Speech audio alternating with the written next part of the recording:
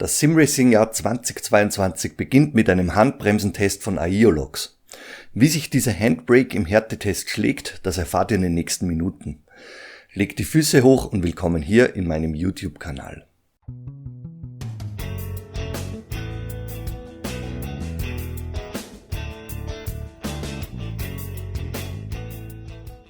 Zu Beginn wie gewohnt der Disclaimer. Aiolox hat dieses Testmuster zur Verfügung gestellt und ich habe die Importgebühren übernommen. Es gibt keine Auflagen oder Vorgaben hinsichtlich dieses Reviews. Ich bin kein Teilnehmer eines Affiliate-Programms des Herstellers und erhalte für dieses Review kein Geld. Doch nun kann's losgehen. Kapitel Nummer 1: Preis und Bezug. Die Aiolox Handbrake kostet zwischen 170 und 190 US-Dollar je nach Ausstattung und kann über die Homepage des Anbieters bestellt werden. Die Ware wird aus Russland versendet und für mich wurden 39 € Importgebühren fällig. Ich teste für euch das Modell mit verstellbaren Knauf und der Sichtabdeckung. Alternativ könnt ihr auch eine Verlängerung sowie eine Deckplatte aus Metall bestellen.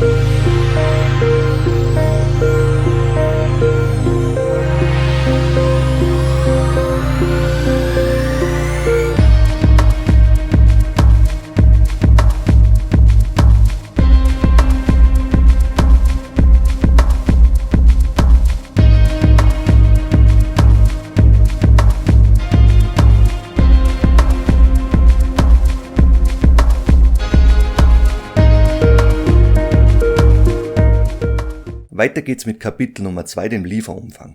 Die Handbremse wird in einer neutralen Verpackung mit Tischklemme, Werkzeug und USB-Kabel versendet und kann ohne die Installation einer Software betrieben werden.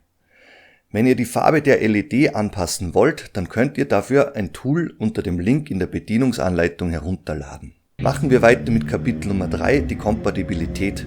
Die Aiolox Handbrake ist mit dem PC kompatibel. Konsolenkompatibilität ist mit dem erst kürzlich von mir vorgestellten Drive-Hub-Adapter möglich. Viel mehr gibt's dazu nicht zu berichten. In eurem Spiel weist ihr die Funktion Handbremse zu, wenn ihr eben die Handbremse zu euch zieht. Kapitel Nummer 4, die technischen Details. Die Handbremse bringt in zusammengebautem Zustand ein gutes Kilogramm auf die Waage. Das Montagebracket wiegt 170 Gramm und die Halterung für die Tischmontage kommt auf ca. 330 Gramm. Die Abmessungen betragen 70 x 115 mm und das Gehäuse ist 55 mm hoch. Mit aufgeschraubtem Schaltknauf beträgt die Höhe je nach Schaltknaufeinstellung bis zu 230 mm. Die Auslösung der Handbremse beträgt entsprechend des Hebels zwischen 4 und 6 Kilogramm. Bei der Betätigung des Hebels muss man den Widerstand der Feder überwinden. Über eine an der Handbrake-Aufnahme angebrachte Hebelkonstruktion wird das Signal übertragen und abgegriffen. Stirnseitig wird die Handbremse via beigelegten USB-Kabel angeschlossen. Die LED kann gleich wie beim Aiolox Shifter angepasst werden. Weiter geht's mit Kapitel Nummer 5, Zusammenbau und Montage. Dieser gelingt in wenigen Sekunden. Bringe den Knauf an und montiere dann den Knauf in deiner bevorzugten Position in der Höhe. Danach wähle deine Montage über die Tischklemme oder direkt am Rig. Die Montageplatte verbindest du links, rechts oder unterseitig mit dem Gehäuse oder lässt diese weg. Danach schraubst du die Handbremse an dein Rig und bist startklar. In meinem Fall habe ich die Handbremse direkt von unten mit meinem ASID P1 Mount verschraubt.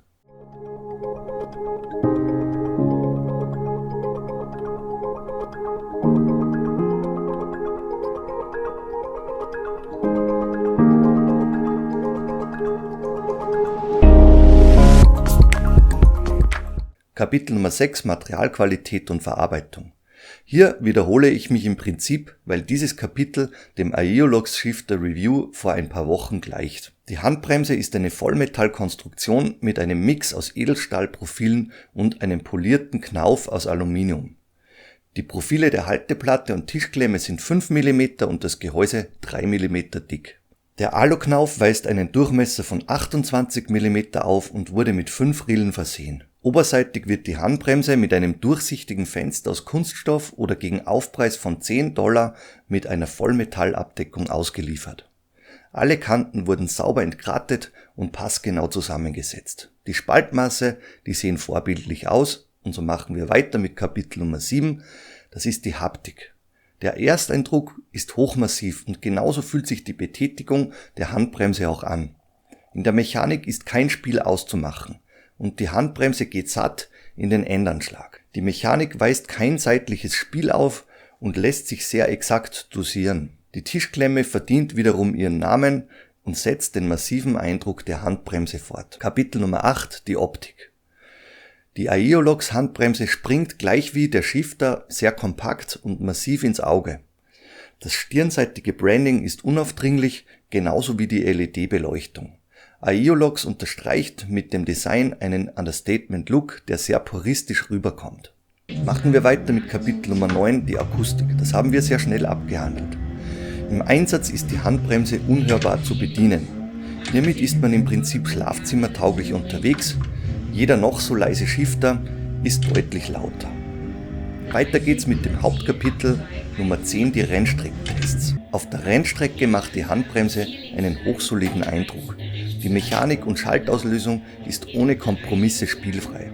Das Rückstellmoment und die Endanschläge fühlen sich sehr realistisch und präzise an. Der Knauf fühlt sich komfortabel und sehr glatt an. Die Länge des Knaufs lässt eine komfortable Bedienung und Dosierung mit der kompletten Handfläche zu. Für die optimale Positionierung bietet die Handbremse zahlreiche Montageoptionen, dank der vielen Bohrungen über die Montageplatte. Kommen wir auf die Zielgerade. Negative, neutrale, positive Aspekte sowie das Fazit und die Kaufempfehlung. Beginnen wir mit Kapitel Nummer 11, das sind die negativen Aspekte. Wie auch der Aeolox Shifter ist die Aeolox Handbremse eines der wenigen Produkte in meinem Kanal, bei dem es kaum etwas zu kritisieren gibt. Auch bei der Handbremse könnte man die LED-Beleuchtung kräftiger in Szene setzen. Somit bleibt unterm Strich ein einziger spürbarer Kritikpunkt. Das sind die Importkosten, die einen fairen Grundpreis noch einmal verteuern können. Diesen Aspekt müsst ihr in eurem Budget unbedingt einplanen, wenn ihr die Handbremse anschaffen wollt und ebenso Importkosten wie in meinem Fall zahlen müsst. Die Ware kommt aus Russland und für mich wurden 39 € Importkosten fällig. Beim Shifter waren es knapp 60 €. Warum dies beim selben Warenwert so differiert, das kann wohl nur der Zoll beantworten. Aber lasst uns nun mit den neutralen Aspekten weitermachen. Viele sichtbare Schrauben und die ineinander gesteckten Profile hinterlassen einen nicht ganz aufgeräumten Eindruck und gehen für mich als neutral durch. Dies ist aber wiederum subjektiv gelagert. Mit einer angesteckten Abdeckplatte könnte man dies entschärfen und der Shifter würde seitlich betrachtet edler, aufgeräumter daherkommen. Aber wenn du ein Metall- und Schraubenpurist bist, dann siehst du dies wohl genau umgekehrt. Weiter geht's Kapitel Nummer 13, die positiven Aspekte. Das Betätigungsgefühl markiert bis dato die Spitze meiner getesteten Handbremsen.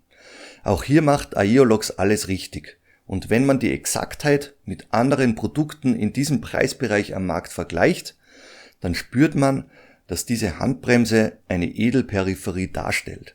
Von außen betrachtet sehr kompakt und unauffällig, aber im Inneren zeigt die Handbremse, wo der Hammer hängt.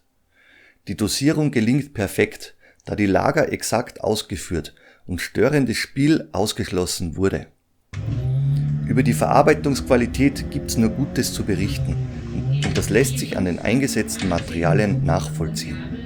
Die Montage über ein Haltebracket sieht behelfsmäßig aus, erfüllt aber einen super Job in Sachen Ergonomie und Montage bzw. Einstellungsmöglichkeiten. Hier ist jede Montageposition mit einem entsprechenden Anstellwinkel in Kürze eingestellt und sollte an jedem Rig ohne Probleme realisiert werden können. Kapitel Nummer 14, Fazit und die Kaufempfehlung.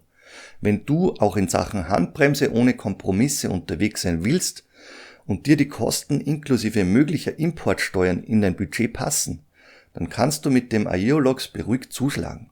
Benutzt du die Handbremse an einem Tisch, dann kannst du dies mit der mehr als soliden Tischklemme einwandfrei realisieren. Die Tischklemme überträgt genau das, was die Handbremse auch liefern kann. Bedenke diesen Aspekt auch an deinem Rig. Die Handbremse geht kräftig zur Sache und deine Aufnahme sollte da auch mitspielen, sonst verliert sich die Exaktheit dieser Handbremse in der Labilität deines Tisches oder Rigs. Und jetzt seid ihr am Zug. Loggt euch bitte ein und lasst ein Like da, wenn es euch gefallen hat.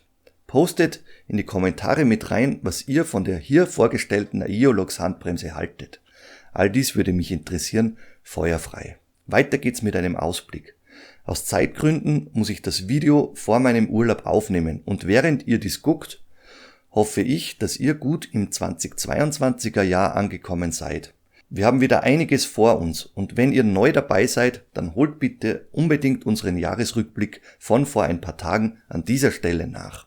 Ich hau mich jetzt noch ein paar Skipistenkilometer runter und wir sehen uns dann wieder auf der virtuellen Rennstrecke. Es macht wie immer Spaß mit und für euch zu reviewen. Ich freue mich bis zum nächsten Mal, euer Ron.